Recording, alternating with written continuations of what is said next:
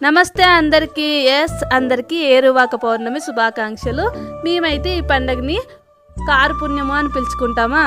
ఏం లేదు, ఎద్దులన్నిటినీ బాగా రెడీ చేసి ఈ విధంగా ఒక దగ్గరకు తీసుకెళ్ళి, అంటే ఎద్దుల కొమ్ములకి రంగులు కొట్టి కుచ్చులు వేసి విధంగా గంటలు కట్టి అట్లా ఒక దగ్గరకు తీసుకుపోయి వదులుతారు. ఏ ఎద్దు అయితే ఆ తోరణం దాటుతుందో ఆ ఎద్దు ఫస్ట్ వచ్చినట్లు. అంటే ఒక రకంగా చెప్పాలంటే రన్నింగ్ రేస్ ఉన్నట్టు ఉంటుంది.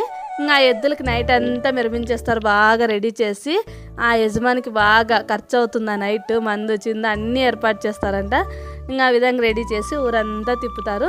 ఈ విధంగా చేసుకుంటారు. మా చిన్నప్పుడు అయితే 50 జతల వరకన్నా ఉంటాయండి. ఈ ఊర్లో అందరూ అట్లా ఎద్దులు వదులుతారండి. ఎవరు ఎద్దు అయితే వస్తుందో ఆ సంవత్సరం వాళ్ళ ఇంటికి పంట బాగా పండుతుంది అని నమ్ముతారు. ఇంకా ఏ కలర్ ఎద్దు వస్తే ఆ రకమైన పంట బాగా పండుతుందని కూడా నమ్ముతారు. అసలు ఇప్పుడు 10 జతలు కూడా లేవు చూద్దామంటే. యంత్రాల ప్రభావం లేని ఎద్దులు చాలా తగ్గిపోయినాయి.